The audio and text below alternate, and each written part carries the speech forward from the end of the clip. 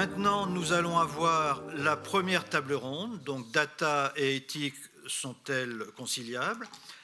Alors, nous avons un co-organisateur de cette JTN qui est responsable d'une commission spécialisée des questions liées à la transformation digitale. Conseil en transformation digitale, accompagnement des dirigeants, coach, formateur, speaker, évangéliste. Je parle de Vladimir Taranov, que je vous propose d'applaudir et qui va donc animer cette première table ronde. Merci Jean-Pierre. Bonjour, merci à tous en présentiel et sur YouTube de nous suivre.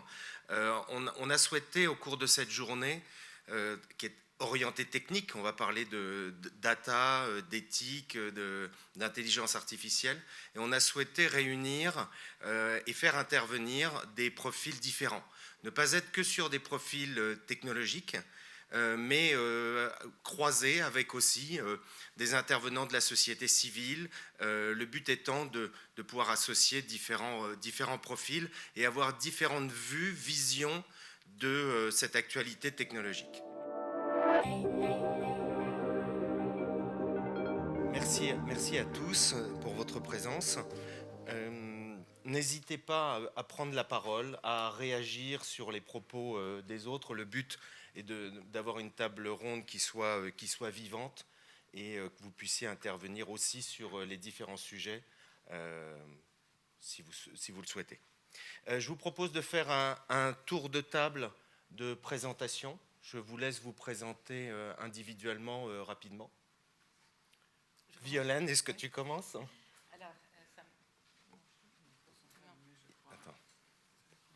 Moi, je suis la caution technologique de cette table ronde, donc je commence par l'allumage des micros. Il y a un deuxième bouton. Essayez. Là, oui, ça fonctionne. Bonjour. Alors, moi, je suis co-auteur d'un livre qui s'appelle Demain tous estoniens. En fait, j'ai découvert l'Estonie en 2017 et j'ai trouvé cette première société digitale au monde très intéressante. Et avec mon co-auteur Jean Spéry, on a voulu comprendre comment ce pays, qui est un tout petit pays du nord de l'Europe, qu'on a beaucoup de mal à mettre sur la carte si on ne connaît pas bien le sujet, a réussi à devenir numéro 1 mondial en moins de 30 ans. Donc ça, c'était ce livre. Parallèlement à ça, j'ai voulu tester le système parce que, évidemment, on vous racontait qu'on pouvait créer une entreprise à distance et que c'était formidable, etc. Donc, je suis devenue e-résidente. J'ai créé une société estonienne depuis la terrasse d'un café à Paris en 20 minutes. Ayant déjà une société en France, j'ai trouvé ça absolument merveilleux. Et je me suis mise à organiser des voyages d'études en Estonie pour toutes les populations françaises, surtout les dirigeants d'entreprise et les hauts fonctionnaires. Et maintenant, j'habite en Estonie depuis 1 an. Voilà. Tu vas avoir l'occasion, pendant cette table ronde, de nous raconter un peu ce que c'est que cet état digital et comment se traduit pour le bénéfice de la population. Voilà. Je poursuis du coup. Donc, Mick Lévy, moi je suis directeur de l'innovation business pour le groupe Business et Décision. Ça fait 20 ans que je travaille dans la data, 20 ans chez Business et Décision. Par ailleurs, Business et Décision, on est une entreprise de conseil et de services qui accompagne les entreprises dans la création de toutes leurs solutions autour de la data, autour de l'IA. Et passionné par ce domaine-là, puisque ça fait 20 ans que je suis dedans, j'ai écrit un livre donc, qui s'appelle « Sortez vos données du frigo » aux éditions Duno, et qui traite de toute cette transformation autour de la data qu'engagent les entreprises pour créer de la valeur avec la data, avec l'IA, et qui pose aussi les questions d'éthique qui vont nous occuper sur cette table ronde. Merci. Merci, bonjour à tous, Ibrahim Diagne, je suis du Sénégal, donc je suis celui qui n'a pas encore écrit de livre, ça va pas tarder. C'est un peu de boulot. Je ne sais pas s'il faut se lancer, mais bon. Je suis dans le numérique sans être techno, donc je ne suis pas technologique de formation du tout, mais ça fait 20 ans que je suis dans le numérique et dans les usages. Donc j'ai fait pas mal de projets au Sénégal et dans d'autres pays africains et je suis impliqué dans pas mal d'organisations de normalisation. Et la question qui sera discutée ce matin est une question également d'un grand intérêt parce que toutes les questions philosophiques également occupent mes nuits blanches. Donc c'est avec plaisir que je suis dans ce panel. Bonjour, Emmanuel Goffi. Donc, je suis le cofondateur et co-directeur du Global AI Ethics Institute, qui est un think tank donc, basé à Paris, cofondé avec un camarade croate et qui a vocation justement à lancer une véritable réflexion éthique, on y reviendra certainement, sur le digital en règle générale, l'intelligence artificielle en particulier. J'ai aussi d'autres activités. Je suis notamment consultant pour des grands groupes comme Huawei ou pour des startups plus modestes, par exemple en France, qui se lancent dans l'intelligence artificielle. Et puis voilà, globalement, c'est ça. J'ai écrit 2 bouquins, mais qui n'ont rien à voir, donc on ne va pas en parler, ça n'a aucun intérêt. Merci beaucoup. Il y a quelques chiffres qui m'ont interpellé. Le volume mondial de données numériques a été multiplié par 30 en l'espace de 10 ans. Et on envisage une progression de l'ordre de 40% par an sur les 5 prochaines années. Donc on est vraiment sur un sujet d'actualité. Alors ma première question va s'adresser aux plus techniciens d'entre vous, Mick. Est-ce que tu peux nous expliquer ce que c'est que la data? Parce qu'on utilise beaucoup ce terme, mais il est peut-être nécessaire de l'expliquer. La data, l'intelligence artificielle, et pourquoi est-ce que c'est un sujet central aujourd'hui? Alors c'est bien de commencer par ça, et les stats que tu donnes sont assez éclairantes, parce que finalement la data, il faut la voir comme une matière première. Et on pourrait dire que tout est data. C'est-à-dire qu'on a eu plusieurs vagues de mise en données de nos vies. Et je le dis avec ce terme-là pour être un peu provoquant, mais c'est bien ce qui se passe. On assiste à une réelle mise en données de nos vies. D'abord par, si on prend dans l'histoire récente de cette mise en données, par les réseaux sociaux, par les Facebook, par les Twitter, par Google aussi, dans lequel on est venu finalement mettre en données un certain nombre de choses par des photos, par du texte, en expliquant à quel événement on allait participer, etc. Et cette mise en données qui est en train de s'accélérer de manière vertigineuse avec une nouvelle phase dans laquelle on entre tout juste, qui est celle des objets connectés, et dans laquelle donc on va avoir accès à des informations de l'intime des machines, de l'intime de nos animaux dans l'agriculture, de l'intime des moyens de production et de l'intime de chacun de nous quand on va porter une montre connectée, voire un t-shirt connecté. Et donc ces données nous renseignent sur énormément de choses, viennent mettre en données des pans entiers de nos vies, de plus en plus variés et sur une échelle de plus en plus importante. Si on continue sur cette masse de données, 175 zeta-octets de données qui sont attendus d'ici 2025. Donc demain, un zeta-octet, c'est 10 puissance 27 octets. Donc on peut aligner quelques zéros. Et en plus, avec une croissance qu'on nous promet exponentielle de par donc, les objets connectés qui sont en train de se répandre extrêmement, extrêmement rapidement. Donc déjà, c'est ça. On a une matière première qui est de plus en plus variée et qui est de plus en plus en abondance et qui, en plus, apporte de la valeur. On connaît tous l'expression « la data, c'est le pétrole du 21e siècle ». Oui, mais sauf que contrairement au pétrole, on n'est pas prêt d'en manquer. Très largement. Alors maintenant, l'IA, du coup, elle vient se nourrir de cette data. Et l'IA, on pourrait dire que c'est 4 compétences, même si on verra certainement avec Emmanuel que le terme compétence peut difficilement s'appliquer à une machine. Mais on va le faire comme ça pour l'instant si tu m'y autorises. C'est 4 compétences qu'on va finalement donner aux machines. 2 compétences qui vont lui permettre de vivre dans le monde réel, des compétences de perception. C'est là que la machine va savoir reconnaître des formes, va savoir interpréter des caractères de texte, va savoir éventuellement reconnaître des visages, etc. Des capacités d'interaction qui peuvent être des plus complexes, on pense aussi aux robots humanoïdes, mais aussi aux plus simples. Un simple message sur un écran est une interaction. Des capacités d'analyse qui vont lui permettre d'analyser cette masse de données de manière hyper importante. Et dans des applications d'entreprise, ça va être analysé en un seul coup d'œil tout un portefeuille client, par exemple, pour arriver à en sortir un certain nombre de corrélations ou d'enseignements. Et enfin, une dernière compétence qui est mère de toutes les autres et qui va nous amener tous les problèmes d'éthique dont on va parler par la suite, qui est la compétence d'apprentissage. Donc finalement, l'IA n'apprend que par les données qu'on lui donne, donc que par des expériences passées, que par cette mise en données dont on a parlé avant.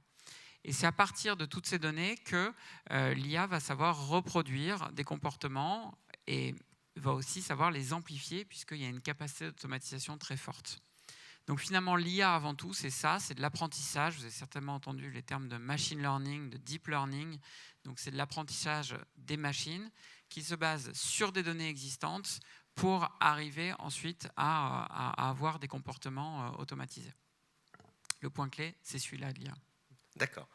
Donc, quand tu parles de compétences, en fait, ce sont des compétences humaines qui auparavant étaient traitées par les humains et qu'on a confiées à des machines parce qu'elles font mieux le job que nous.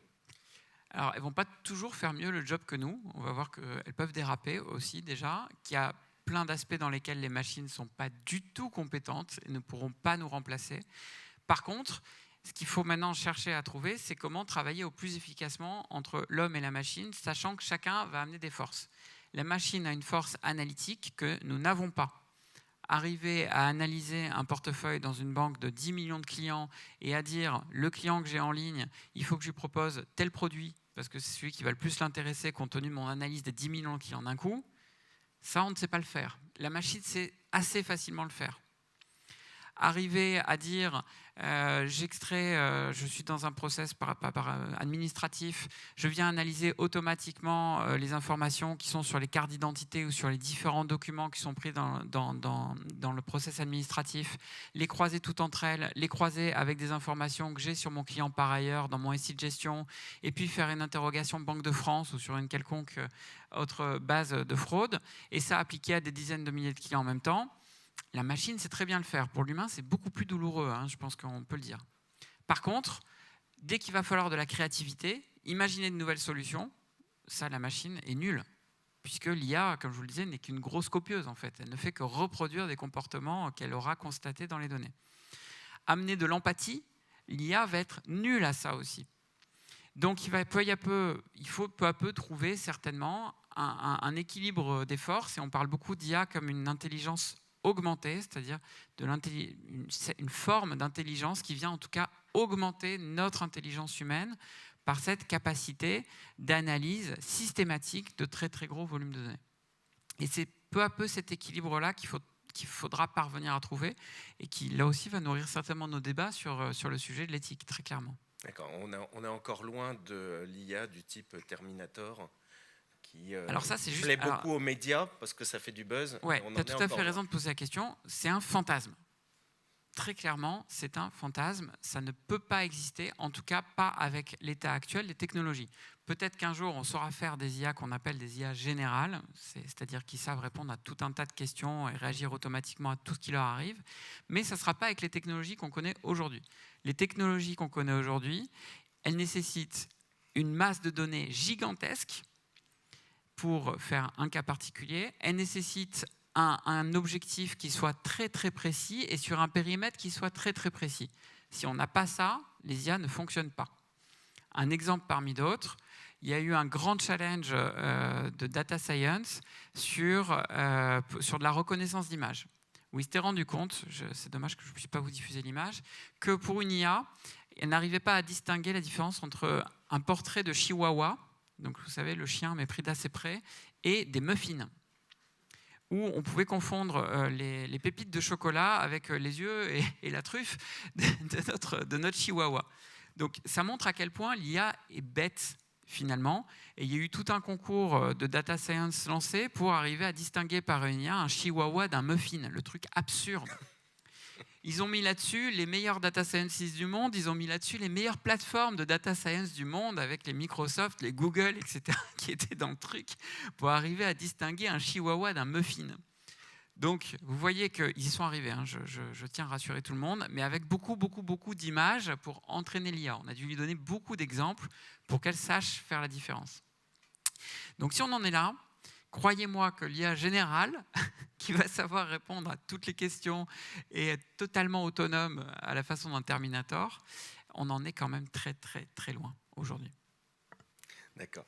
Alors, avant de parler éthique, Violaine, est-ce que tu peux nous parler de l'Estonie?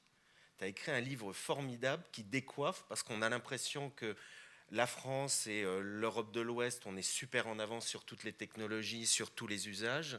Et puis en lisant ton livre, on découvre que finalement, il y a de tout petits pays, notamment l'Estonie, avec peu de moyens, mais avec une volonté de se transformer et d'agir au profit de la population. Donc qu'est-ce que c'est qu'un État digital ? Qu'est-ce qui a amené l'Estonie à s'engager dans cette voie et comment est-ce que ça se traduit ? Alors, un État digital, en fait, c'est un État plateforme. Donc, il y a une grande plateforme qui gère tous les services publics, mais pas que. Et c'est là où réside le succès de l'Estonie, c'est qu'ils ont créé une plateforme avec des données qui sont complètement décentralisées. Donc ça, c'est très important parce qu'en France, avec notre État jacobin centralisé, on a tendance à penser les projets de façon très centralisée. Là, les données sont décentralisées. Par exemple, les informations concernant un citoyen, il n'y a absolument pas un endroit où il y a toutes les informations vous concernant. Il va y avoir un ministère ou un service qui va avoir votre date de naissance, un autre aura votre adresse, etc. Et donc, en fait, ils ont organisé l'interopérabilité entre ces différents services. Et du coup, quand une administration a besoin d'informations vous concernant, elle va aller interroger celui qui a la donnée, qui ne va envoyer que l'empreinte de la donnée. Et le service récepteur n'a pas le droit de la conserver. Donc ça, c'est voilà comment ça fonctionne. Ensuite, pourquoi ? C'est parce que en fait, en 91, ils ont retrouvé leur indépendance après 50 ans d'occupation soviétique. Et ils se sont retrouvés face à ce qu'on peut appeler le paradoxe de Xénon, qui est en fait Achille qui a laissé partir la tortue en avance et qui, quoi qu'il arrive, ne peut jamais la rattraper. Et donc, en fait, il faut savoir que juste avant la Seconde Guerre mondiale, en 1938, l'Estonie avait un PIB qui était supérieur à celui de la Finlande et à de nombreux pays européens. Et après 50 ans de communisme, ils se sont retrouvés avec des routes qui tenaient pas la route, c'est le cas de le dire, avec un retard colossal et un pays super pauvre. Et donc, ils se sont dit, et sachant que la France, l'Allemagne, qui pendant 50 ans avait investi dans des autoroutes, des trains grande vitesse, etc., continuaient là où ils étaient. Ils se sont dit, nous, de toute façon, on n'a pas d'argent et on ne peut pas les rattraper. Et alors, ils ont de la chance, ils avaient des responsables politiques très malins. Et donc, on était 91, 92. 93, c'est la création de Mosaïque. Donc, c'est la première fois qu'on peut faire des recherches sur Internet. Et ils se sont dit, là, on est sur un terrain d'égalité avec tous les autres pays.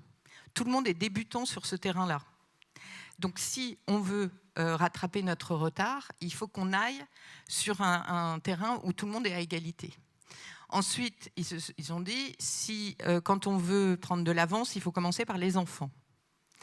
Et donc, dès 1996, ils ont créé un programme qui s'appelle le Saut du Tigre, et qui a consisté à mettre toutes les écoles en ligne et à apprendre à coder dans toutes les écoles. Et ce qui est intéressant, c'est que donc maintenant, l'Estonie a le plus haut taux de licornes par habitant. Bon, ils ne sont pas nombreux, hein, ils sont 1,3 million. Donc, une licorne ? Une licorne, c'est une start-up valorisée à plus d'1 milliard de dollars. Donc par rapport au nombre d'habitants d'un pays, c'est eux qui ont le plus haut taux en Europe. Et en fait, le programme a été initié par une des personnes qui est devenue présidente par la suite. Et il disait que quand en 2016, il rencontrait les start-upers et il leur demandait « Mais comment vous avez fondé comment ça vous est venu ?» Il lui répondait j'étais un gamin dans votre programme. Donc, en fait, c'est une stratégie à long terme, avec une vision politique très forte, aussi historiquement une volonté de bien commun, d'inclusion, sachant que eux, ils ont connu Big Brother, parce qu'on dit souvent un État digital, un État numérique, c'est Big Brother, on sait ce que vous faites, où vous habitez, etc. Eux, ils ont eu 50 ans de Big Brother avec malheureusement, chaque famille estonienne a eu des membres de sa famille déportés en Sibérie, etc. Parce qu'à l'époque, la moindre information que l'État possédait sur vous pouvait servir à vous faire déporter ou pire. Et donc, ils ont voulu créer l'anti-Big Brother. Donc, un État complètement transparent, parce que dans cet État, en fait, vous pouvez vérifier qui voit vos données, et tout est enregistré. Donc, et il y a des niveaux d'autorisation. C'est-à-dire que même si, je sais pas, vous travaillez à la mairie de Tallinn, vous n'avez pas le droit d'aller voir n'importe quelle information sur n'importe quelle personne. Et si vous le faites, vous êtes mis à pied, vous pouvez plus faire votre travail. Et de temps en temps, ils ont aussi un dossier médical. C'est absolument le rêve. Moi, je l'ai testé, parce que malheureusement, j'ai eu le Covid là-bas. Et c'est extraordinaire, parce que vous allez chez le médecin, vous ressortez sans rien. Vous dites, oui, mon ordonnance.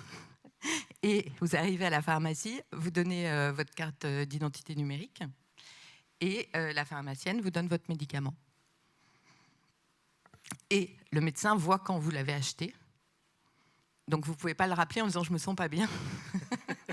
Et à côté de ça, on a un gros échec du dossier médical partagé, le fameux DMP, en France, qu'on n'arrive absolument pas à mettre en place, quoi. Oui, alors en fait, il faut voir que ça part d'une conception complètement différente. En France, en fait, on crée un projet, on le pense, on le peaufine, etc. Il faut savoir qu'eux, ils n'avaient pas la moindre idée de comment faire. C'est assez fascinant d'ailleurs. Ils avaient juste de l'audace, du culot et pas le choix, parce qu'ils crevaient de faim et qu'il fallait faire quelque chose.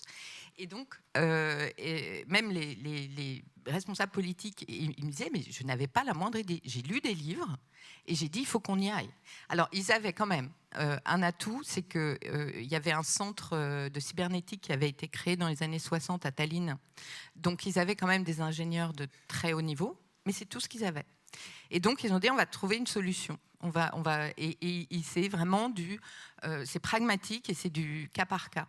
Ils ont eu aussi un partenariat public-privé extrêmement étroit, sachant que l'État n'avait pas d'argent, les banques venaient de se créer, n'avaient pas d'argent non plus, que c'est un pays, il n'y a pas beaucoup d'habitants, mais c'est un pays qui a quand même la taille de la Hollande, donc il y a vraiment une densité très faible, et ni l'État, ni les banques, ni les différents services n'avaient les moyens de créer des succursales dans tout le pays.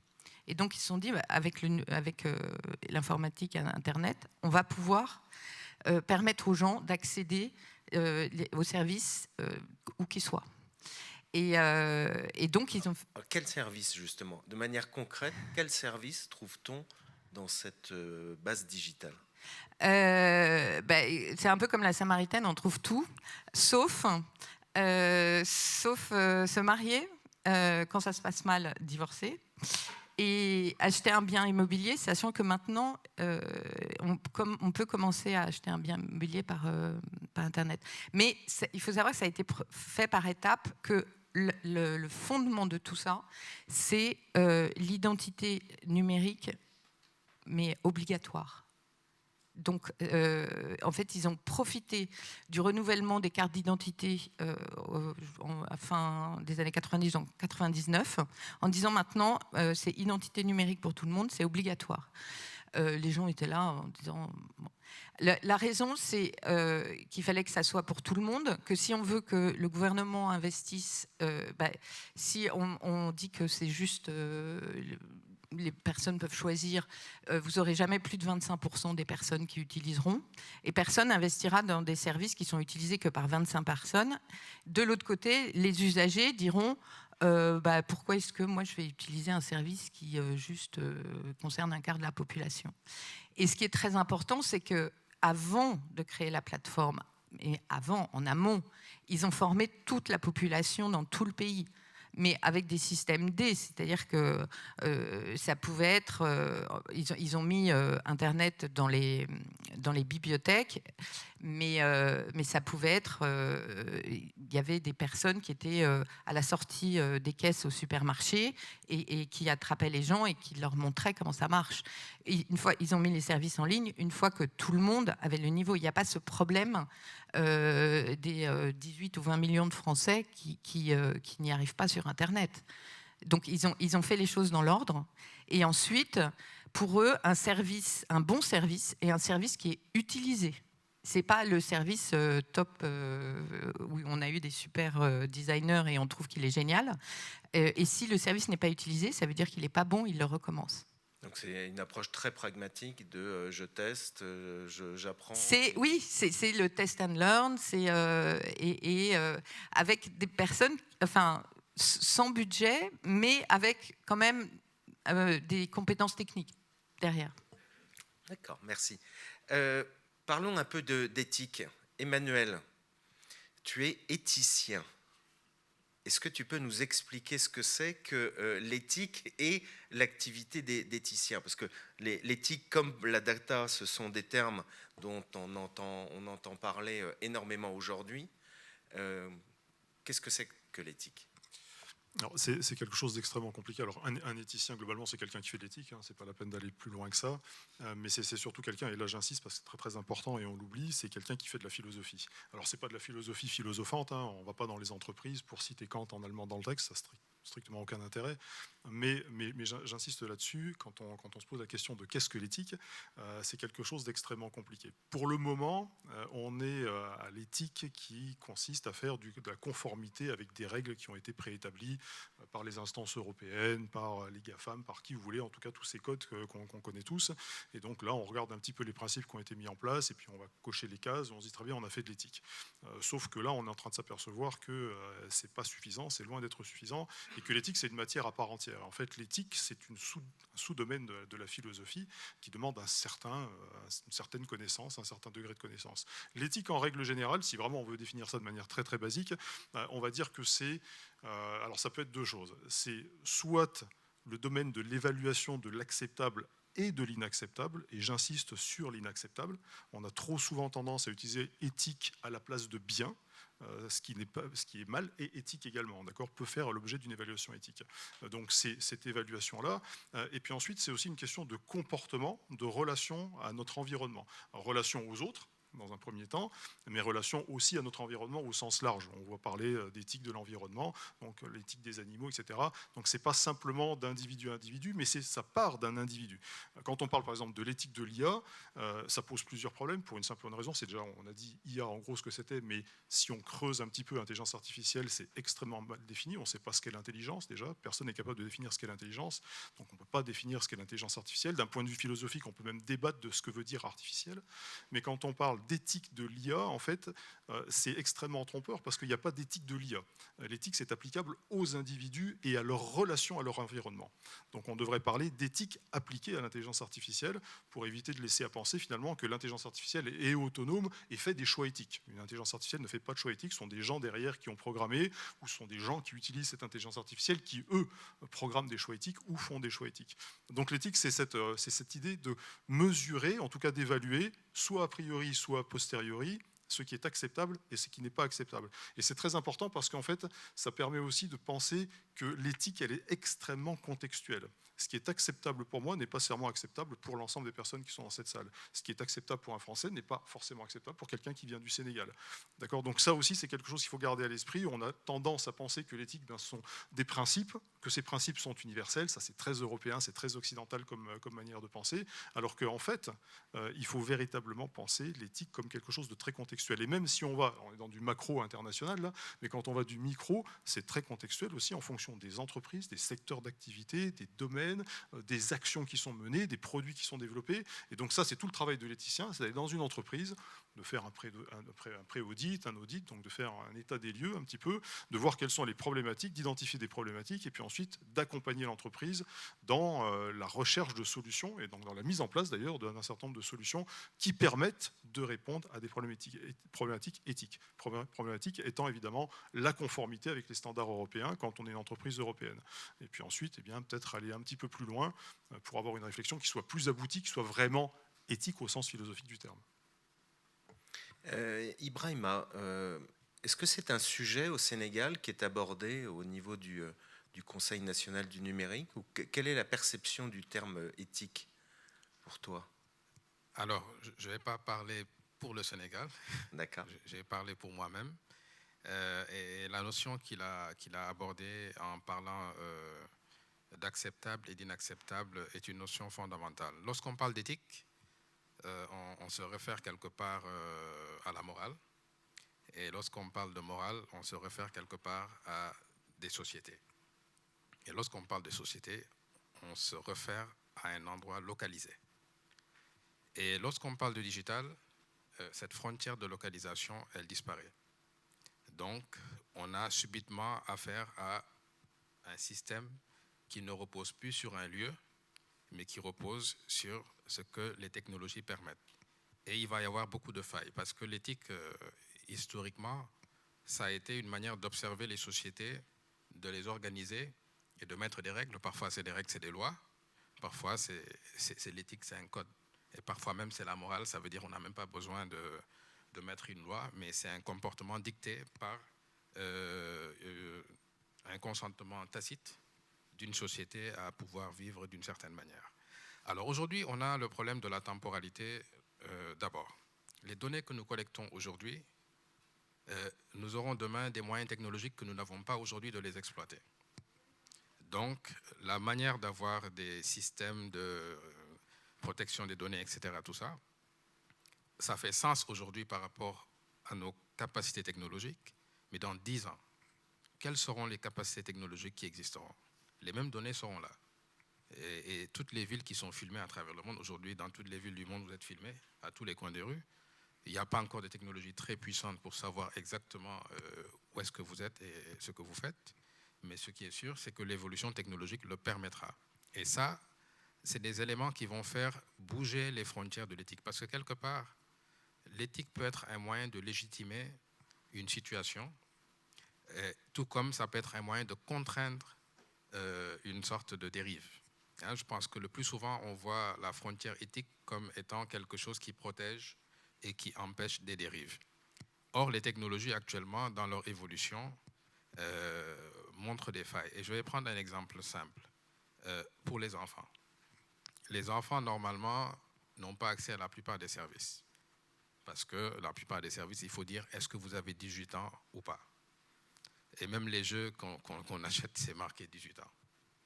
Or, ces jeux-là sont, du point de vue marketing, ils sont construits pour des enfants qui ont 12 ans ou qui ont 10 ans ou qui ont 8 ans.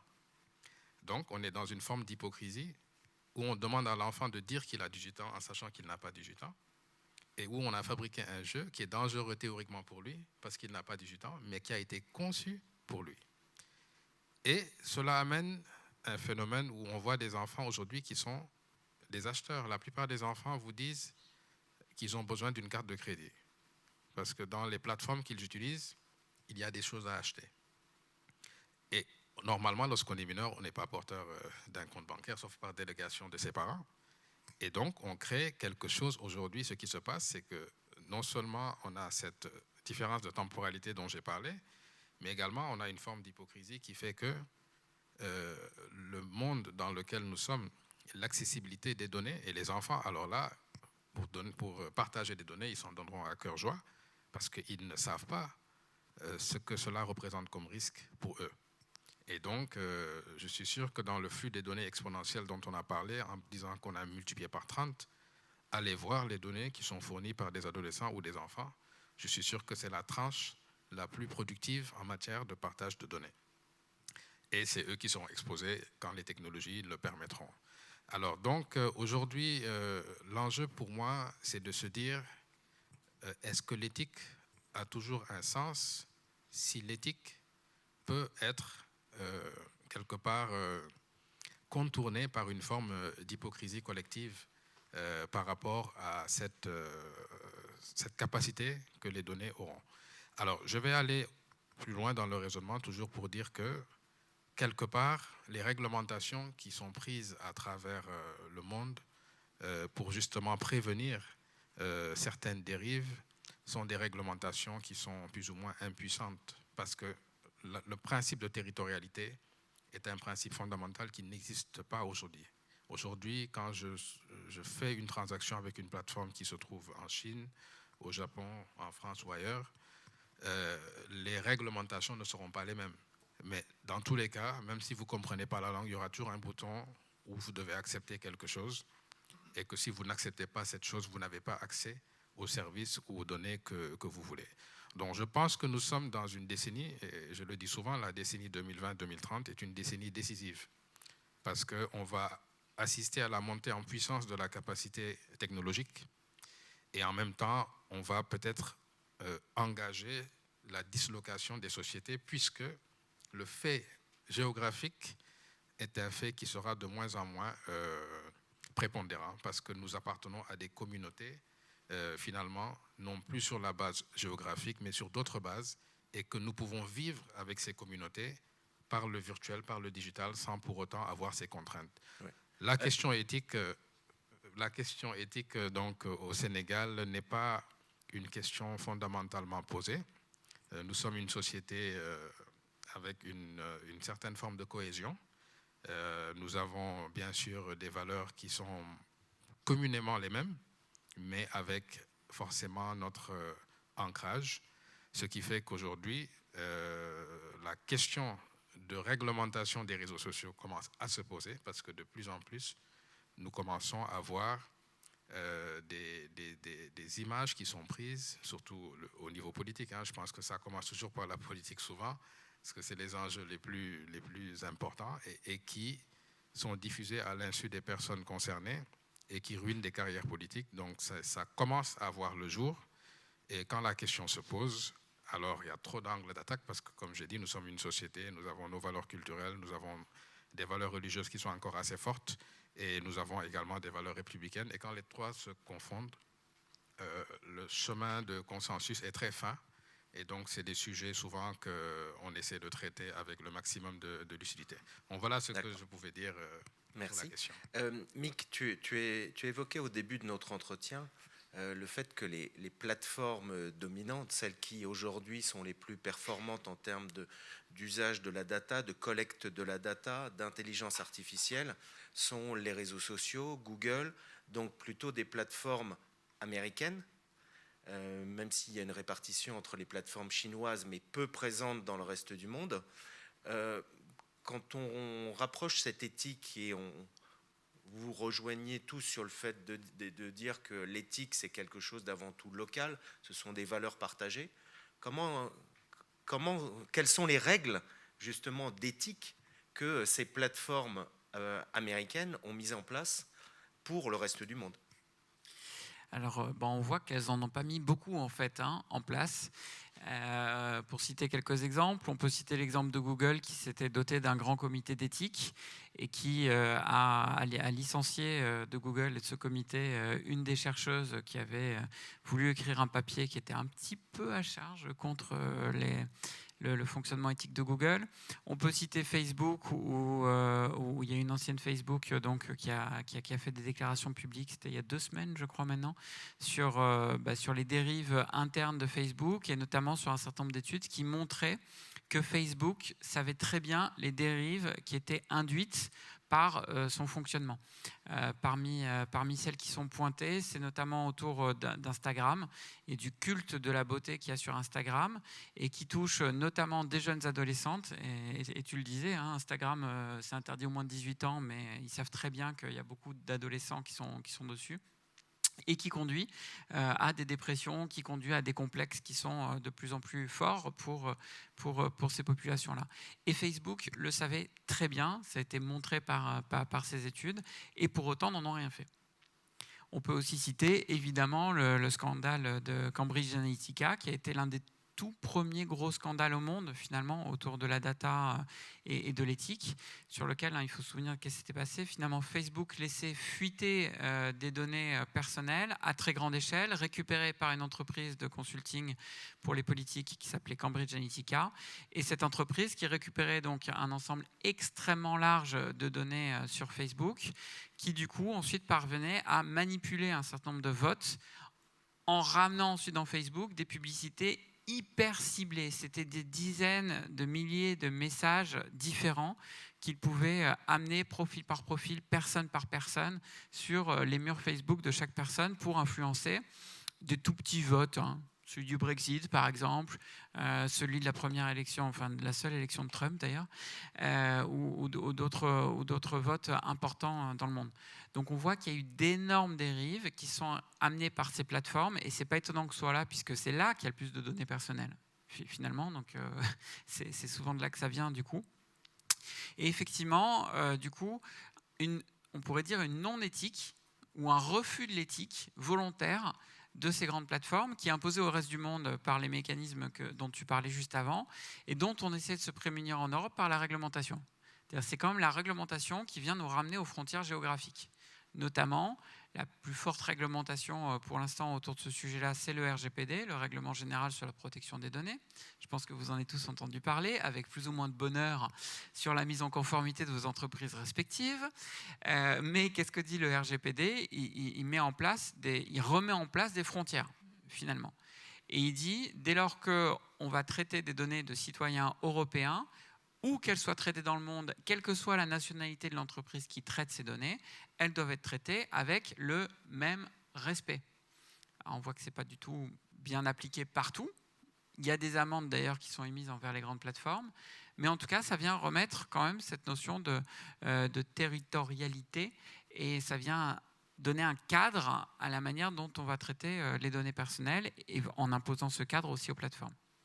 Et c'est comme ça d'ailleurs qu'on voit qu'il y a quand même eu quelques belles amendes, pas du tout à la hauteur du chiffre d'affaires de ces plateformes malheureusement, mais il y a eu quelques belles amendes contre Google, il y a quelques belles amendes contre Facebook ou Amazon qui sont assez récentes, en tout cas depuis l'entrée en application du RGPD. Est-ce que c'est susceptible de créer une éthique mondiale, universelle ? Parce qu'aujourd'hui, d'une certaine manière, là tu parlais des dérives des plateformes, mais sans aller jusqu'aux dérives, elles nous imposent leur sens de l'éthique. Oui, ils nous imposent leur sens de l'éthique. Alors Emmanuel en parlera beaucoup mieux que moi, parce que c'est un sujet duquel il s'est beaucoup intéressé, je sais, autour de l'éthique et des visions culturelles mondiales qui sont forcément extrêmement différentes. Donc non, ce combat est perdu d'avance, parce qu'on est face à des plateformes qui bafouent totalement toutes ces notions-là. Et ça a été montré, cette fois, on en est certain. Elles ont connaissance de leurs dérives et elles les bafouent totalement, parce que leurs seuls objectifs, c'est de nous faire rester de plus en plus longtemps, c'est l'économie de l'attention, c'est de nous faire rester de plus en plus longtemps sur leur plateforme, d'utiliser de plus en plus leurs services. C'est leur seul objectif, pour arriver à amener de la publicité de plus en plus ciblée et donc gagner de plus en plus d'argent par ce moyen-là. Donc non, elle bafoue totalement l'éthique. Donc vis-à-vis d'elle, je crois qu'il ne faut pas avoir grand espoir. Il faut comprendre comment elle fonctionne pour ne pas se laisser trop manipuler, à mon avis, mais il ne faut pas avoir un trop grand espoir. Donc l'espoir est peut-être à trouver effectivement du côté réglementaire. Donc il y a le RGPD d'un côté, il y a deux autres gros règlements qui sont en discussion côté Commission européenne, qui sont le Digital Service Act et le Digital Market Act, et qui, eux, visent vraiment à encadrer le fonctionnement des GAFA en particulier et des grandes plateformes mondiales. Et il y a un dernier règlement qui est en discussion, qui est l'AI Act, donc un règlement européen autour de l'IA, et qui devrait être fondé, puisqu'il est en projet, sur une évaluation du risque des IA qui sont développés. Donc, par exemple, le risque maximal, c'est les IA qui sont sur la reconnaissance faciale, où il y a des très forts risques de dérive et il y a des très forts impacts sur la vie des personnes qui sont concernées. On peut en donner des exemples. Et puis, à l'inverse, il y a des choses qui sont au risque extrêmement modéré, des moteurs de recommandation, par exemple. Vous avez acheté tel produit, alors on vous conseille tel autre produit. Et suivant l'appréciation du risque, les entreprises qui développent ces IA devront assortir un certain nombre de précautions et d'un certain nombre de points de responsabilité aussi vis-à-vis des problèmes potentiels qui se posent autour de l'IA. Donc ça, c'est l'AI Act, et qui est en discussion, qui est en projet à la Commission européenne, et qui devrait faire avancer ces sujets-là, on l'espère en tout cas. Emmanuel, est-ce que tu veux réagir sur... Oui, sur la question universelle, et là je rejoins complètement mon camarade, c'est que déjà d'une part, je ne pense pas à titre personnel, mais on pourrait en discuter pendant des heures, c'est de la philosophie, je ne pense pas qu'une éthique universelle soit quelque chose de souhaitable, parce qu'une éthique universelle, ce serait la dénégation de la diversité culturelle.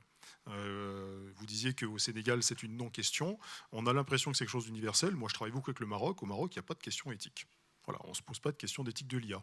On y vient parce qu'on s'aperçoit qu'il y a une certaine pression internationale sur des exigences éthiques. Quand je travaille avec Huawei, la Chine, il n'y a pas de questionnement éthique.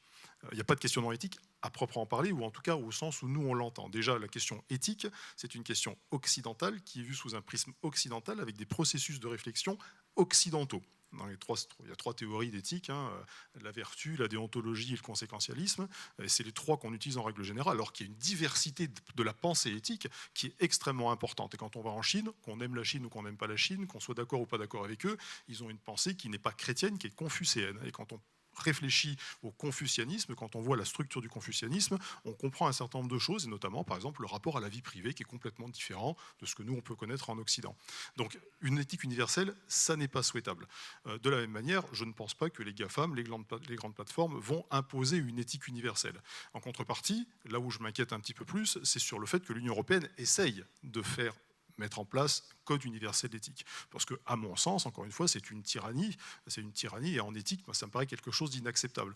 Moi, je n'accepterai pas, par exemple, que la Chine vienne chez moi me dire en France, voilà ce qui est acceptable, voilà ce qui ne l'est pas, et donc voilà comment vous devez vous comporter avec vos algorithmes, avec votre IA. De la même manière, je ne me sens pas légitime, et je ne pense pas que la France soit légitime à aller faire la morale à la Chine.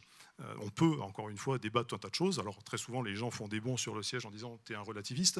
Je ne suis pas relativiste dans le sens où je dis que tout est acceptable. Je suis relativiste dans le sens où je dis que je n'ai aucun droit, moi, de nier aux autres le droit d'avoir une perspective différente.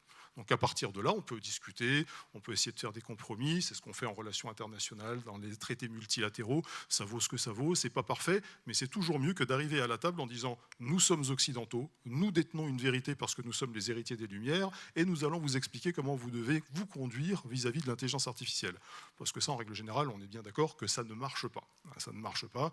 Même quand on me dit très souvent « mais regardez la Déclaration universelle des droits de l'homme », ça ne marche pas. Quand on creuse un petit peu, déjà, la Déclaration des droits de l'homme, je crois que c'est 54 empires et États à l'époque qui l'ont signé. On est 194 États à l'ONU aujourd'hui, et on voit très bien que l'application des droits de l'homme, elle est extrêmement variable en fonction des endroits où on va. Donc il n'y a pas de règle éthique universelle pour une simple raison, ce que vous disiez tout à l'heure, c'est qu'il n'y a pas de valeur universelle. Alors ça, c'est aussi un débat qu'on a en philosophie. Il y a tout un tas de gens qui disent « oui, mais regardez, l'amitié est une valeur universelle ». Non, moi je suis français et canadien, j'ai vécu 6 ans au Canada. L'amitié au Canada, c'est pas l'amitié en France. L'amitié quand on va au Sénégal, je ne pense pas que ce soit la même chose que l'amitié quand on est en Corée du Nord.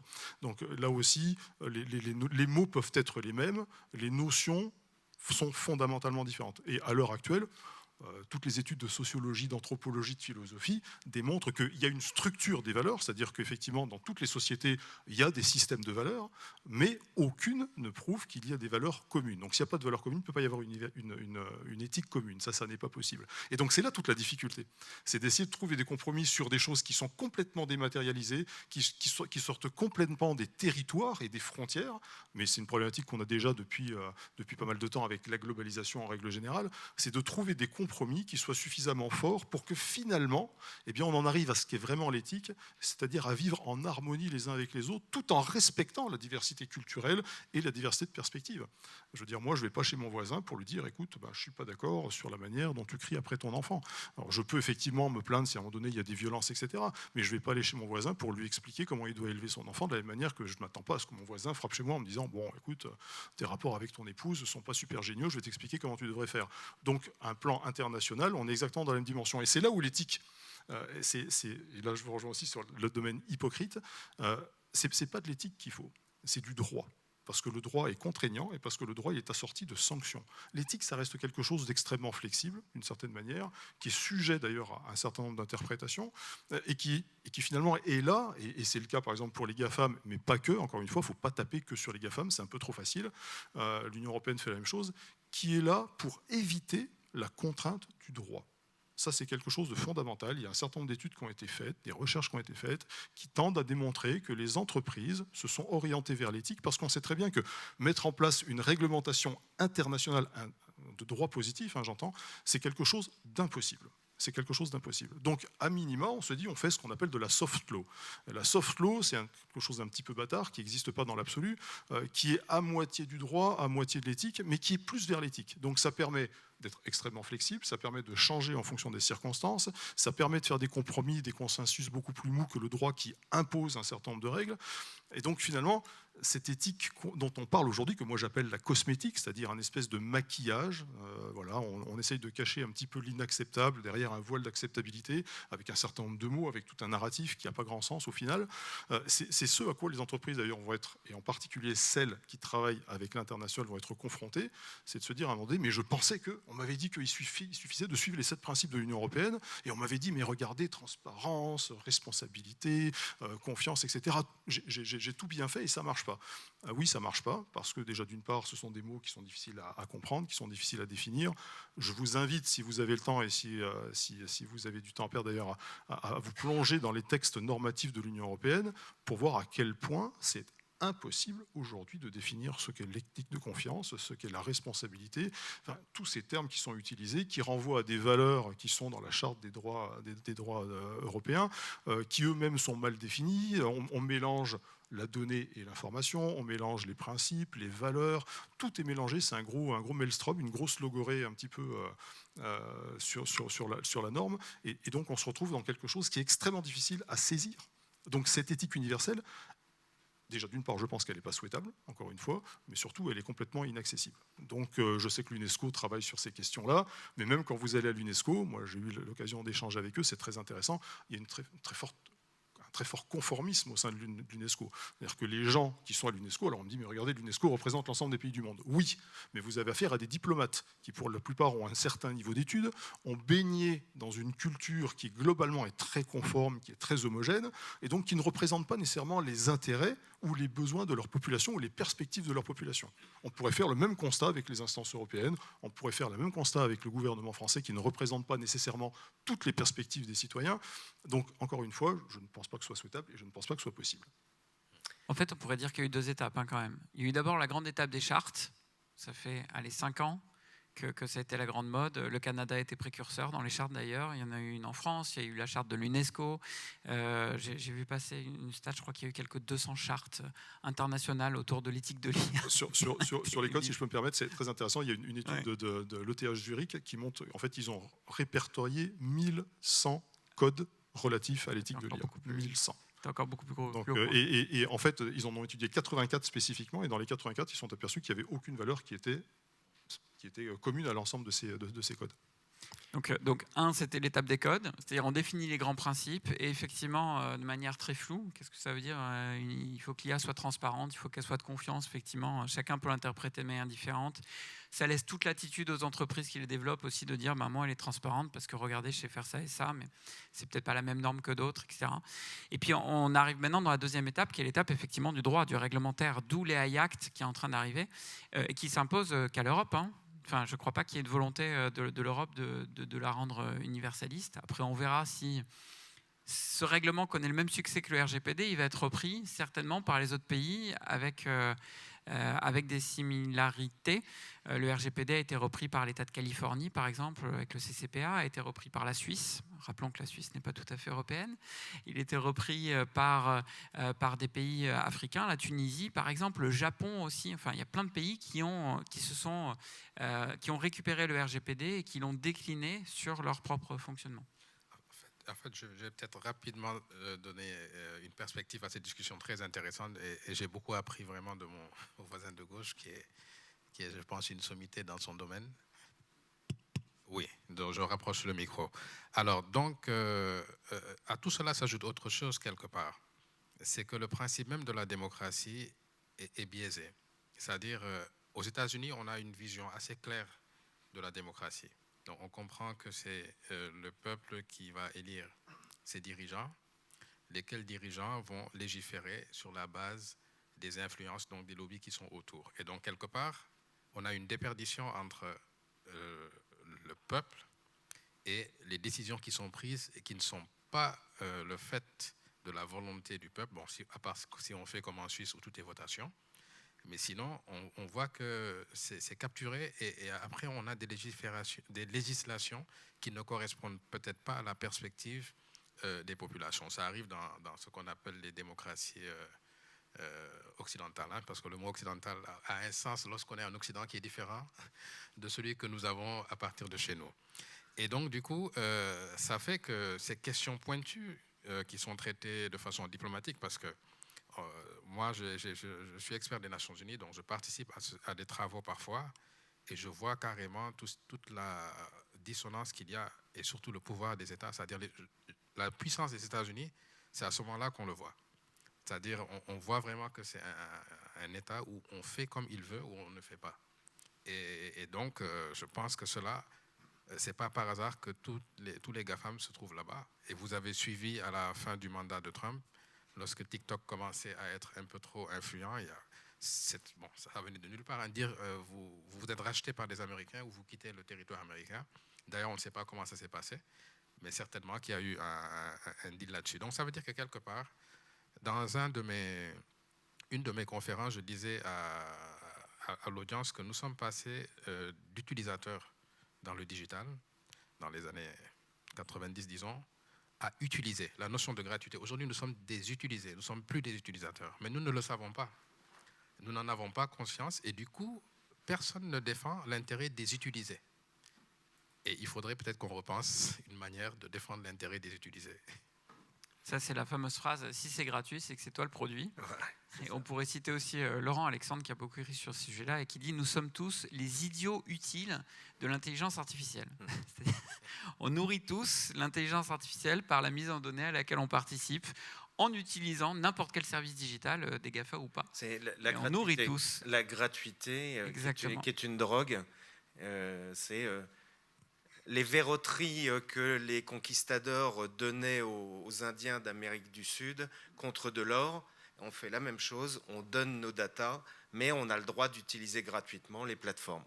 Donc ils sont gentils, ils nous laissent accéder gratuitement à ces plateformes. Mais qui sont hyper utiles quand même. Hein. Mais qui sont hyper utiles. L'usage. Il faut se souvenir à quel point elles se transforment. Violaine, je voudrais revenir sur l'Estonie et sur la notion d'éthique, justement. Parce que dans un pays qui a été sous le joug de l'URSS pendant un certain nombre d'années, la notion d'éthique, elle doit être différente ou elle joue un rôle important dans la politique mise en place avec l'État digital.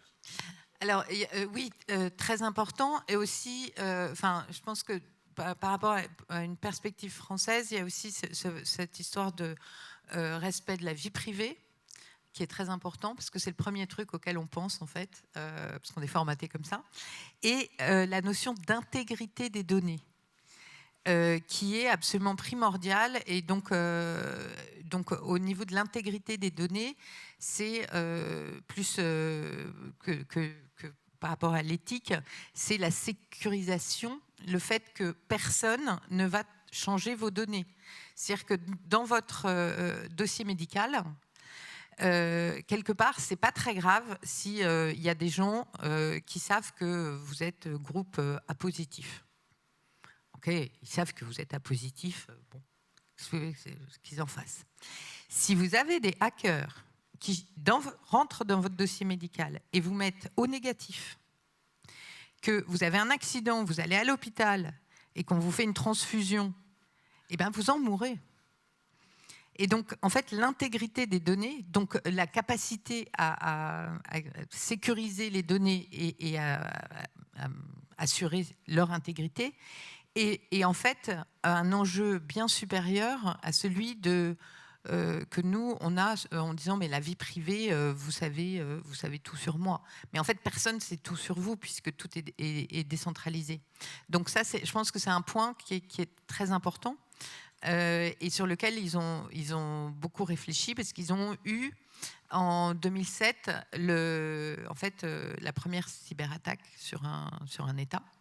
Alors ils ont de l'humour, ils disent que c'est normal qu'ils aient été attaqués parce qu'ils étaient le seul État digital, donc on pouvait attaquer personne d'autre. Donc voilà.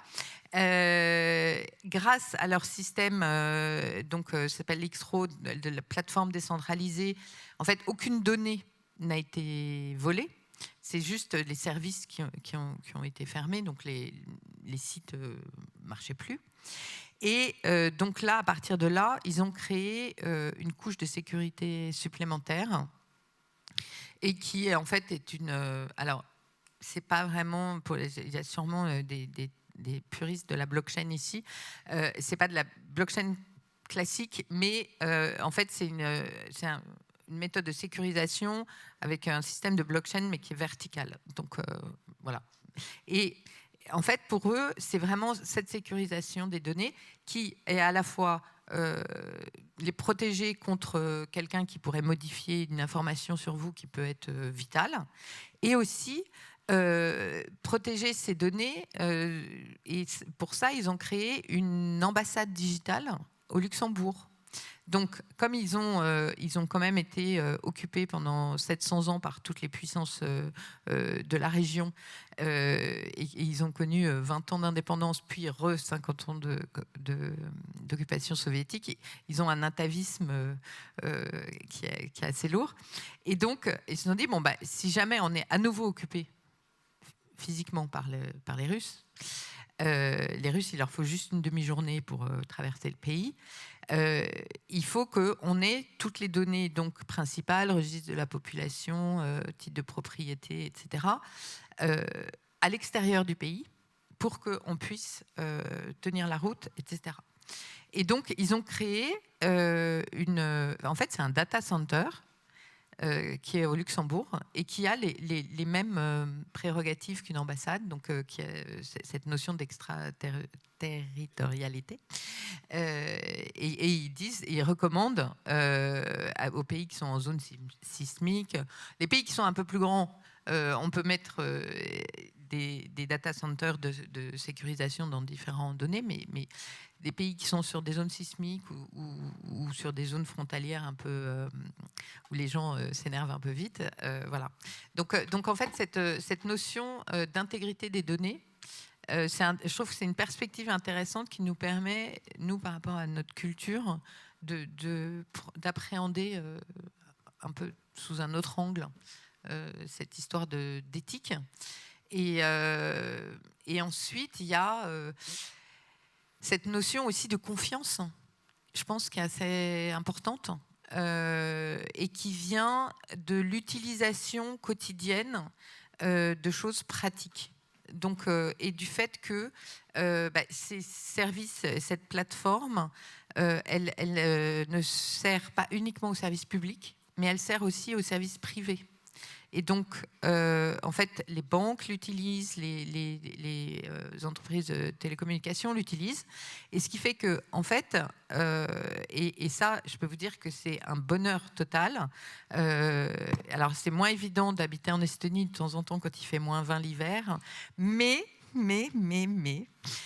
cette simplicité d'utilisation est absolument incroyable parce que j'utilise mon compte bancaire, que je doive interagir avec mon provider de téléphone ou que je dois signaler mon changement d'adresse, c'est toujours la même façon.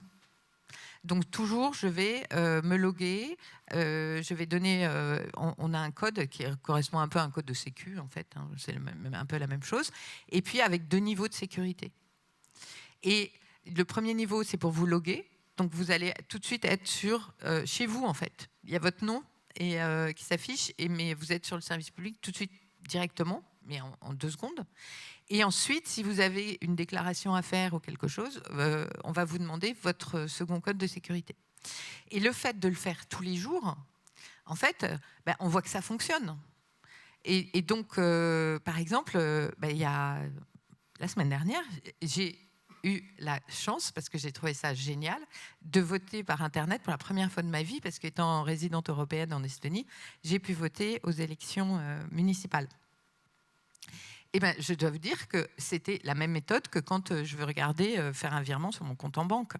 La seule chose étant qu'il faut choisir des candidats, mais c'était la même simplicité, ça m'a pris 2 minutes et demie. Ça a un impact Je pense que ça a un impact sur la charge mentale, parce que normalement, moi j'ai l'habitude d'avoir la to-do list avec tous les trucs un peu casse-pieds à faire et qu'on se dit il faut les faire cette semaine, etc.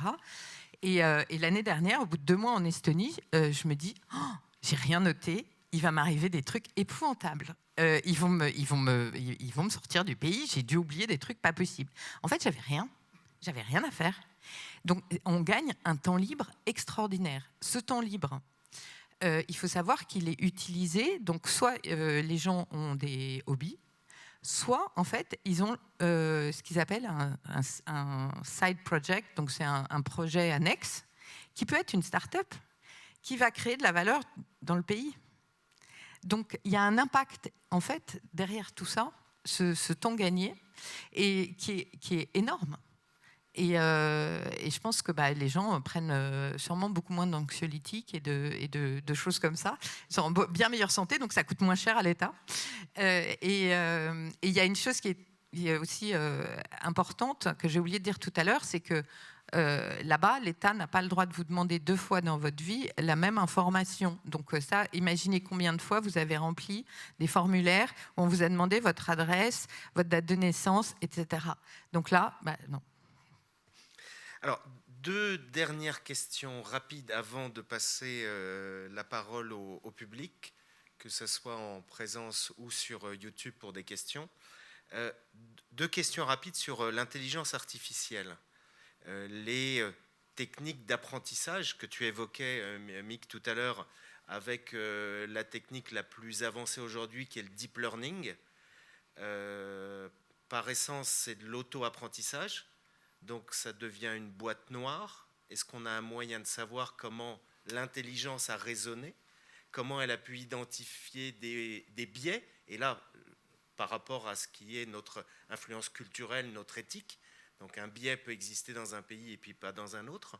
Et puis la deuxième question, c'est est-ce qu'on peut avoir des intelligences artificielles performantes aujourd'hui sans qu'il y ait eu de données pour pouvoir la nourrir? Question intéressante. Alors, sur la première partie de la question, d'abord, effectivement, il faut revenir à ce que je vous disais au début. Donc, l'intelligence artificielle, finalement, c'est que de l'apprentissage qui se nourrit des données. Et c'est ça qui va nous amener, ce que j'appelle, moi, les 3 plaies de l'IA. La première étant les problèmes d'équité. C'est-à-dire que si dans les données, il y avait des problèmes d'équité qui étaient présents, l'IA va les reproduire et les amplifier. Sauf que au moment de l'apprentissage, il est très difficile d'identifier de façon humaine le fait qu'il puisse y avoir des biais dans une IA. Donc prenons des exemples. Un des plus connus, c'est Amazon qui avait développé une IA pour analyser les CV de candidats. Et on s'était rendu compte que cette IA était sexiste, si tant est qu'on puisse dire qu'un algorithme soit sexiste, puisqu'il avait été nourri avec des CV à 80% masculins pour certains postes. Et donc, évidemment, les femmes qui se présentaient à ce poste-là avaient moins de chances d'être retenues par l'IA, par exemple. Donc ça, c'est le premier problème. Autre problème de biais qui a été encore plus marquant sur de la reconnaissance faciale. Aux États-Unis, il y a un homme qui a quand même été mis en prison une bonne 30aine d'heures parce qu'une IA l'avait identifié comme étant un voleur dans un magasin. Donc c'était à partir des caméras de vidéosurveillance. L'IA de la police, puisque c'était utilisé à la reconnaissance faciale dans la police de cet État, a nommé directement une personne qui a été arrêtée, mise en prison par la police, qui a clamé son innocence pendant des heures et des heures, avant que le policier se dise « Tiens, et si je sortais les photos de la caméra ?» et de se rendre compte que juste les photos n'avaient rien à voir. Pourquoi on a eu ce problème-là? Cette personne était afro-américaine. Et parmi les grands biais qu'on rencontre sur la reconnaissance faciale, une reconnaissance faciale est beaucoup moins efficace pour les personnes qui ne sont pas des hommes et pour les personnes qui ne sont pas de peau blanche. Parce que les bibliothèques d'images avec lesquelles on a entraîné les algorithmes de reconnaissance faciale ont beaucoup plus d'images d'hommes blancs européens que de femmes noires en particulier ou d'autres couleurs de peau. Donc on voit que ça, c'est vraiment le premier problème, le problème de biais, d'équité. Le second problème, c'est celui de la transparence, que tu as évoqué aussi. Effectivement, les algorithmes sont de plus en plus complexes. Une nouvelle limite a été repoussée. Microsoft a réussi à entraîner une intelligence artificielle avec 30 trilliards de paramètres. donc 30 milliers de milliards, je vous le traduis au passage, de paramètres. Donc on lui donne tous ces critères-là en compte et l'IA sait en ressortir un certain nombre de conclusions vis-à-vis de l'objectif qu'on lui demande. Donc forcément, quel a été le poids de chacun de ces paramètres? Ça va être de plus en plus difficile à dire sur ces algorithmes-là. Et donc effectivement, on va arriver sur des problèmes de transparence qui rendront l'IA, en tout cas ces IA-là, inexploitables dans certains domaines. Dans la fraude, on ne peut pas imaginer accuser quelqu'un de fraude sans lui expliquer qu'est-ce qui nous a conduit à penser qu'il puisse avoir fait une fraude. Dans de la location de subventions, il faudra bien qu'on puisse expliquer quelles sont les règles qui nous amènent à allouer une subvention ou une autre. Donc il y a tout un tas de domaines où on ne pourra pas du coup, à mon avis, appliquer du tout ce type d'algorithme qui est très opaque dans son fonctionnement. Donc c'est ça qui va nous amener beaucoup de soucis. Et c'est en ça que je vous disais au début, finalement, c'est cet apprentissage de l'IA qui est la mère de tous les problèmes qui vont se poser en termes d'équité, en termes d'opacité de l'intelligence artificielle. Et sur l'autre partie de ta question, qui est assez différente finalement, est-ce qu'on va pouvoir faire des IA sans data ? C'est un petit peu ça, ou comment on peut entraîner des IA sans les données. Alors, on va de plus en plus s'orienter vers ce qu'on va appeler des données de synthèse.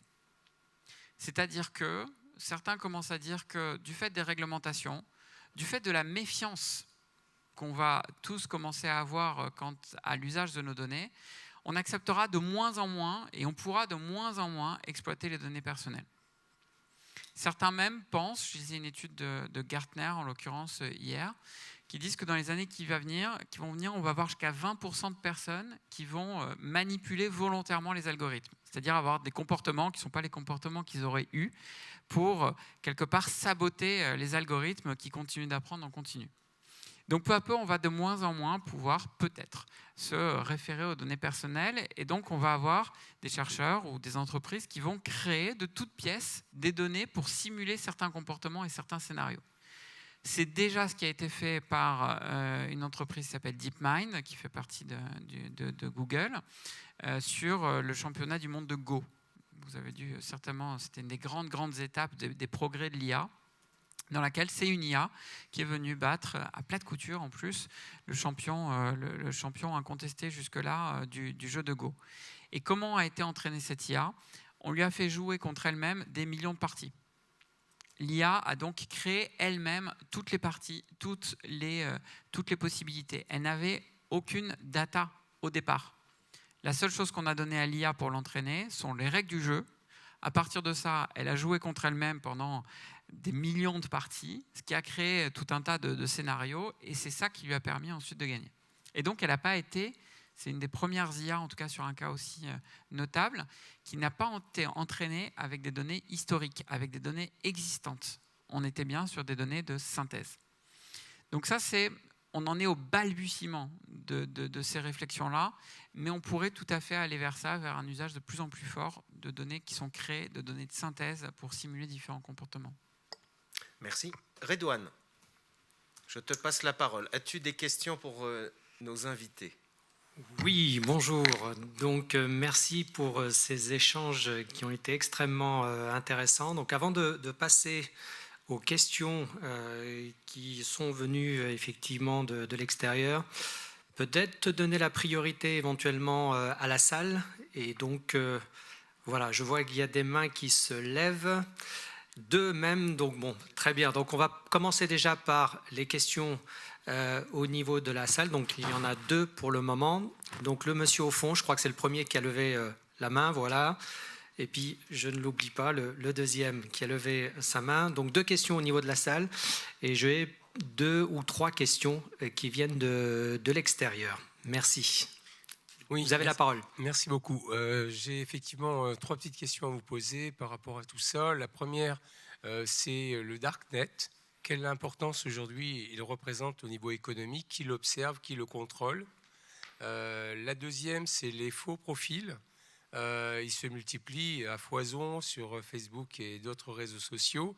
Là encore, qui les contrôle, ces faux profils, et qui nous permet de savoir qu'on a déjà 50 clones avec la même photo et un autre nom quelque part sur la toile. La troisième, c'est les fuites de données. les conséquences qu'elles peuvent avoir. Je pense à LinkedIn, je crois, qui avait perdu je ne sais pas combien de millions de profils à un moment donné, et puis plus récemment la PHP à Paris, qui était pourtant bien protégée, normalement. Donc voilà, tout ça fait que ce contrôle du monde numérique dans lequel on est, on ne sait pas très bien qui le fait, qui l'assure. Et dernier point, Cambridge Analytica, bien évidemment, on est en pleine campagne présidentielle. Inutile de vous dire que les experts des réseaux sont là-dessus, pas simplement sur les chaînes de télé, à regarder comment on va influencer le vote qui est prévu dans 6 mois. Qu'est-ce qu'on va faire pour éviter ce qui s'est produit ailleurs, dans les mêmes conditions? Alors, je peux amener des débuts de réponse. Oui, beaucoup de questions. Oui, il y a beaucoup de questions, mais qui se recoupent un petit peu tous finalement. C'est qu'est-ce qui se passe quand nos données nous échappent? Au final, c'est ça. Qu'est-ce qui se passe sur le dark web? Qu'est-ce qui se passe d'un point de vue de la surveillance des États, etc. Et qu'est-ce qui se passe du point de vue de la manipulation qui peut en être faite? Donc, première chose, les risques sont forts. Il faut vraiment qu'on les tous en tête, et c'est une question d'éducation pour nos enfants, pour tous. Les risques sont forts. Protégeons nos données, soyons un petit peu sérieux avec nos mots de passe. Arrêtez les mots de passe trop simples où vous prenez le même mot de passe sur tout votre site web, y compris sur votre adresse email qui permet d'accéder ensuite à tous vos sites web. C'est une question de responsabilité de chacun d'entre nous aussi. C'est derrière une question de responsabilité des entreprises sur la partie sécurité des données. Il faut que les entreprises soient elles aussi beaucoup plus sérieuses sur la manière dont ils viennent sécuriser leurs données parce que les risques sont forts, très forts. Notamment pour chacun d'entre nous, le principal risque, c'est un risque d'usurpation d'identité. Il faut bien se le dire. Avec nos données qui sont volées, qui atterrissent effectivement sur le dark web, c'est une économie parallèle. Nos données sont revendues, ont une valeur directe, et puis certains peuvent ensuite usurper notre identité pour différents sujets. Dans les pertes de données, il ne faut pas tout mélanger juste quand même. Attention, ce qui a été qualifié sur LinkedIn de fuite de données n'était pas une fuite de données en réalité. C'est-à-dire, c'était les profils publics, c'était les données des profils publics qui étaient récupérées. Donc moi, je suis très actif sur LinkedIn, je sais ce que je mets dessus et je suis très content quand c'est partagé. Si c'est récupéré à encore plus grande échelle, limite, pourquoi pas.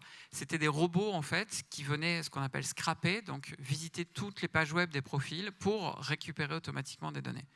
Donc en vérité, celui qui est spolié dans ce vol de données de LinkedIn, c'est LinkedIn. C'est-à-dire que la grande valeur de LinkedIn, c'est toutes les données de cet annuaire professionnel finalement. Et c'est eux qui perdent le plus en valeur. Pour chacun de nous, en réalité, ça ne change pas grand-chose. Si on a pris soin de faire gaffe à quelles données on garde affichées, je suis toujours choqué de voir que certains d'entre nous laissent leur téléphone portable, par exemple, sur LinkedIn. Là, je crois que c'est le truc en trop, parce qu'en termes d'usurpation d'identité, ça peut être très, très dangereux, par exemple. Mais sur le problème de la PHP, là c'est un véritable souci, puisqu'en plus c'est des données médicales. Donc voilà. Donc c'est sûr qu'il y a un risque de toute façon. Dès qu'on met en données nos vies, dès que ça vient dans le monde numérique, évidemment il y a un risque que ça nous échappe. Donc il va falloir progresser grandement sur toutes les questions de cybersécurité. Ça c'est clair et net. Je ne vais pas apporter grand-chose parce que c'est une question super technique, mais juste peut-être une réflexion. C'est qu'avec le technosolutionnisme dans lequel on vit aujourd'hui, c'est-à-dire cette croyance dans un progrès qui est porté par la technologie, on a aussi cette impression que finalement on peut tout contrôler. Ça, c'est quelque chose qui est typiquement occidental, cette idée d'avoir le contrôle sur notre environnement. Je pense qu'à un moment donné, il faut se débarrasser de cette idée. Non, on n'est pas en contrôle. Non, on n'est plus en contrôle. Déjà depuis très très longtemps, chacun d'entre nous, on n'est plus tout en contrôle de nos données, on n'est plus tout en contrôle de la technologie. Ça, c'est quelque chose qu'il faut vraiment s'ancrer dans la tête parce que, alors c'est difficile, parce que déjà d'une part, on aime bien considérer qu'on contrôle, on aime bien considérer qu'on sait ce qu'on fait, et puis d'autre part parce qu'on nous abreuve aussi de cette idée qui consiste à dire, et ça c'est typiquement les réglementations européennes, l'être humain sera toujours en contrôle, vous aurez toujours un homme dans la boucle, sur la boucle, pas trop loin de la boucle, qui surveille la boucle, bref. Ça, il y a un moment, il faut arrêter. C'est pas vrai. Déjà, la plupart d'entre nous, même si on essaye de faire attention, on peut mettre son numéro de téléphone portable, on peut mettre son adresse, on peut mettre ceci. Je veux dire, et c'est pas quelque chose de nouveau. Ça existait avant l'intelligence artificielle. Ça s'appelait de l'intelligence économique. Il suffisait d'aller gratter un petit peu pour trouver tout un tas d'informations qu'on laisse, ces empreintes qu'on laisse un petit peu partout. Donc, il faut arrêter de penser qu'on va être en contrôle. Il faut arrêter de penser qu'il y a des gens qui contrôlent. Il faut arrêter de penser qu'il y a des gens qui sont en capacité de contrôler. Tout à l'heure, on parlait de la multiplication du nombre de données. Une problématique qui va avec, c'est une fois qu'on a cette masse incroyable de données, comment on la traite ? comment on contrôle ceux qui la traitent, comment on gère cette masse de données. En philosophie, il y avait Platon qui va garder les gardiens. C'est ça la question qu'on se pose aujourd'hui, c'est qu'est-ce qu'on fait aujourd'hui avec l'ensemble de ces données. C'est très bien, ok, on a une masse de données, mais il faut les traiter, il faut les utiliser, il faut des gens qui surveillent les gens qui surveillent les gens. Enfin bref, donc il faut arrêter avec l'idée de contrôle. On n'est plus du tout en contrôle. On fait au mieux, mais le contrôle, c'est quelque chose qui nous a échappé depuis très très très longtemps en matière de technologie. Je rajoute juste quelque chose à votre propos. Je pense que la notion de penser qu'on a des données protégées, moi en tout cas je pars du postulat que toutes mes données confidentielles sont publiques. C'est mon postulat de base. Donc je ne serai jamais surpris qu'on me remette des données que j'aurais qualifiées moi de confidentielles. La deuxième notion, c'est que aussi tout ce que je reçois, mon premier prisme d'analyse, c'est que ça peut être de la manipulation ou de l'influence. Donc je mets un deuxième filtre pour vérifier, parce que en fait c'est ça les deux péchés, c'est d'avoir ces données qui sont volées systématiquement pour moi, et aussi de prendre pour argent comptant les informations qu'on reçoit. Par contre, pour les États, ça change la donne. Autant moi j'ai aucune volonté de contrôler mes données, autant les États aujourd'hui, il y a des velléités, on s'en rend compte, hein, du moins les grands pays qui ne peuvent pas se résoudre à l'idée de ne pas contrôler en fait les données et les personnes. Et vous voyez, hein, ça tourne autour du Conseil de sécurité des Nations Unies. C'est des États qui ont des velléités pour maîtriser. Et dernièrement, l'incident de Facebook, pour lequel il n'y a toujours pas quelque chose de clair, ça montre que les États sont hyper agressifs, et notamment les grandes puissances, pour maîtriser. Et c'est eux d'ailleurs qui ont nos données à nous tous, hein. Donc c'est vraiment, en tout cas, la religion que j'ai sur cette question. Et juste un petit complément, c'est qu'il y a aussi les États qui utilisent des sociétés qui font, entre guillemets, le sale boulot pour eux. Comme par exemple en Russie, Yandex accepte de donner toutes les informations des déplacements de ses clients au FSB. Et notamment aux États-Unis, quand il y a eu toute la vague d'arrestation des personnes qui étaient sans papier, ça a été fait par une société privée qui détectait les comportements qui avaient été listés et qui après a donné la liste au gouvernement américain. Donc il n'y a pas que en fait le danger de l'État comme on voit en Chine ou etc. Il y a aussi des sociétés, et là on rejoint l'éthique, etc., qui sont prêtes à partager leurs données, et des données qui sont cruciales pour la vie des personnes qui sont concernées. Alors, Yandex. Alors, pardon, Yandex, c'est le Uber russe. Donc, pour ça que je parle de déplacement, c'est très pratique de savoir où vont les gens, ce qu'ils font, etc. Je crois que d'ailleurs, il y a un goodies qui est offert à ceux qui sont présents, c'est un tracker GPS, si j'ai bien vu. Je ne sais pas qui l'offre. Moi, je ne le prends pas. T'es en train de péter l'ambiance, là. Ouais, désolé, mais... Il faut faire un effort, mais... Ils sont peut-être pas si mal derrière leurs écrans, finalement. Alors Vladimir, je ne sais pas si on a répondu effectivement à la rafale de questions de monsieur. Et si c'est oui, on passe à la... On a pas mal fait le tour, quand même. Ouais, on passe à la deuxième question. Donc ce que je vais faire, c'est qu'on va passer la parole à la deuxième question dans la salle. Et par contre, j'ai 2 ou 3 questions intéressantes qui viennent de l'extérieur. Oui, bonjour, François Chahuneau, Numen, Direction et Technologie.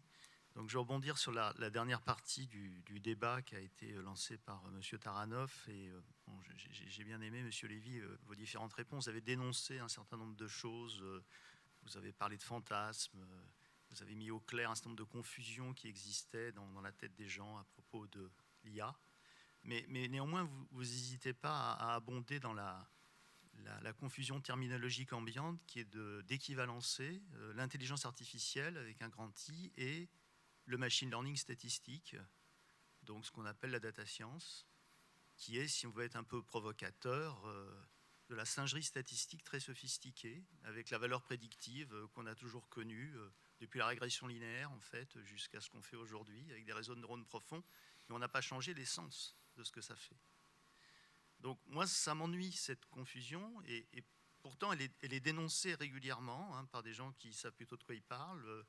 Elle est dénoncée dans le rapport de Cédric Villani il y a 3 ans sur l'état de l'art de l'IA en France, qui s'appelait « Donner un sens à l'IA ». Elle est dénoncée régulièrement dans des tribunes des directeurs des grands labos d'IA américains, Stanford et MIT, qui disent attention, on utilise les mêmes termes, mais ça veut dire la même chose. L'apprentissage machine, c'est pas du tout la même chose que la manière dont un humain apprend. Et on dit ça, et pourtant, dans l'esprit des gens, et c'est fortement relayé par les médias, on a aujourd'hui une forme d'attrition de la notion de ce qu'est l'intelligence artificielle avec la data science, où il y a une autre confusion terminologique au passage, on dit la data, en oubliant que c'est un pluriel latin et pas un féminin, mais enfin bon, ça c'est un problème, je pense, de culture. Et donc, dans l'ensemble, on est quand même à l'ouest par rapport à la perception qu'on peut avoir.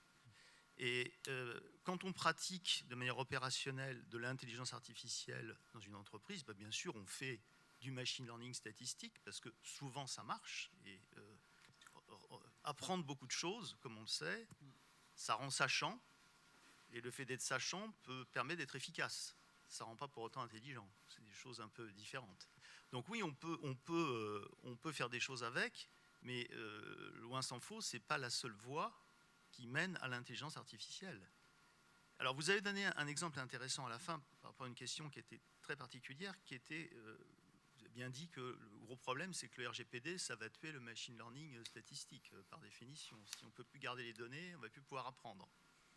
Donc, vous avez dit que ce n'est pas très grave, parce qu'on commence à générer les données d'apprentissage. Oui. On est pressé par le temps. Oui. Si tu veux simplement aller Posez la question, puisqu'il nous reste 5 minutes. C'est une table ronde. Parce que là, voilà, on est reparti dans un nouveau débat. Ah oui, mais je pense que c'est le principe d'une table ronde. C'est pas... Donc, est-ce que vous avez... Est-ce que c'est volontaire, cette équivalence entre l'IA et le machine learning, ou est-ce que c'est parce que ça va plus vite, parce qu'aujourd'hui, c'est ce que tout le monde croit comprendre? C'est ça la question. Non, il y a un vrai problème de terme. On est d'accord. Donc, oui, c'est parce que ça va plus vite. Il faut être très clair. Et pour être plus pédagogue dans une certaine mesure, parce que sinon, ça prendrait effectivement beaucoup, beaucoup de temps. Et parce que le marché, de manière globale, n'a pas trouvé le bon terme. Il n'y a pas d'autres termes qui sortent. Le terme data science est encore beaucoup plus général que celui d'IA et encore plus menteur quelque part, parce que est-ce que c'est vraiment une science au sens scientifique du terme? Je ne sais pas le dire. Donc il n'y a malheureusement pas de bon terme. Et on en a déjà discuté avec Emmanuel d'ailleurs sur donc le terme intelligence artificielle. Rappelons, il est sorti en 1956. Ça ne date pas d'hier. Lors d'une grande conférence. Et depuis, on n'a pas trouvé de meilleur terme. En tout cas, il n'y a pas de meilleur terme qui s'est imposé pour bien expliquer l'ensemble des tenants et aboutissants qui se cachaient derrière. Moi, j'ai pris un parti pris déjà pour aller vers ça. C'est que quand je l'écris, en tout cas dans mon livre, l'IA, j'écris toujours avec un I minuscule et un A majuscule. Parce que ce qui est fort, c'est le côté artificiel. Le côté intelligent, effectivement, devrait être réservé aux capacités humaines. Ça n'impose pas aux machines. Mais il n'y a pas de bon terme. Et je vous rejoins tout à fait sur ce que vous avez dit par ailleurs. Mais si quelqu'un a un meilleur terme à proposer, je suis client. Voilà, donc je vais terminer avec... alors malheureusement, je ne vais pas pouvoir les poser toutes, parce qu'à mon avis, certaines nécessiteront plus de 5-6 minutes de réponse. Mais une question intéressante, qui rejoint d'ailleurs une remarque sur... on a entendu parler de CV sexiste. Donc du coup, qui dit intelligence artificielle dit codage informatique. Et la question, c'est est-ce que le codage, quelque part, c'est pas quelque part aussi véhiculer des opinions politiques ou autres au niveau des sociétés? Première question. Deuxième question, je les regroupe. Deuxième question donc, de Samuel, qui nous dit « Bonjour, merci pour ces échanges intéressants. Observez-vous chez les candidats à la présidentielle, donc dans 6 mois, en 2022, un désintérêt pour la question de l'éthique dans la data ?» Et si on reste en France, Cédric enchaîne derrière en disant « Bonjour, qu'en est-il de la sécurité des données avec la doctrine Ma Santé 2022 ?» Voilà, je prends ces 3 questions. Alors, avant que vous répondiez, s'il vous plaît, je vous laisse 5 minutes parce que nous sommes tenus par le temps. Alors je sais que c'est passionnant, vous voyez, j'ai plus de cheveux heureusement, autrement ils seraient tous tombés. Mais si c'est vraiment nécessaire, alors on continuera peut-être après pendant le déjeuner. Juste sur les biais, parce que à mon sens c'est quelque chose de très très important, très intéressant. Tout est biais. Tout ce qu'on fait, c'est des biais. Tout ce qu'on critique dans l'intelligence artificielle, où on dit qu'il faut supprimer les biais, ce sont des comportements que nous avons au quotidien. En fonction de l'attitude des gens, en fonction de leur apparence, de la manière dont ils sont vêtus, du contexte, etc., on va avoir des biais. Supprimer les biais, c'est impossible. On peut éventuellement les modifier, mais le simple fait de dire je vais modifier un biais ou je vais limiter un biais, c'est un biais en soi. Tout à l'heure, on parlait de différences culturelles. La discrimination homme-femme, ça peut être un problème, ça peut être un biais, considéré comme un biais en Occident. Il y a tout un tas de pays où ça n'est pas du tout un biais, où c'est quelque chose de complètement normal. La discrimination en fonction de la couleur de peau, il y a tout un tas d'endroits où c'est complètement normal. D'accord ? Quand vous allez par exemple au Mali, les gens qui sont du sud Mali se considèrent comme des Noirs et considèrent ceux qui sont au nord Mali, à la frontière avec l'Algérie, comme des Blancs. D'un point de vue occidental, quelqu'un qui vit en Algérie sera difficilement considéré comme un Blanc. Donc, et c'est quelque chose de normal, c'est pas quelque chose de problématique en soi. Donc là aussi, le simple fait de dire je veux supprimer les biais, c'est un biais. C'est une perspective biaisée qui est une perspective occidentale sur l'équité homme-femme. On est d'accord, on n'est pas d'accord. Il y a tout un tas de pays, encore une fois, où ce n'est pas quelque chose qui existe. Donc bien évidemment, la personne qui programme, la manière dont elle va programmer, va intégrer un biais. Ça, c'est inévitable. C'est inévitable. Et dans tout ce qu'on fait est biaisé dans tous les cas de figure. Donc oui, pour répondre à la question, oui, bien sûr que ce sont des biais. Pour mon mot de la fin, je pense que nous sommes dans une décennie en fait de clarification. Je pense que toutes ces questions que nous nous posons aujourd'hui en 2030, c'est d'autres questions qui se poseront. Et peut-être que c'est un moment où on pourra avoir quelque part une nouvelle forme d'éthique qui sera adaptée à cette réalité mouvante. Aujourd'hui, c'est trop dynamique pour être analysé, alors à plus forte raison être analysé et à partir de ça en tirer des conséquences. Acceptons d'être désutilisés et soyons des utilisés brillants plutôt que des utilisés idiots.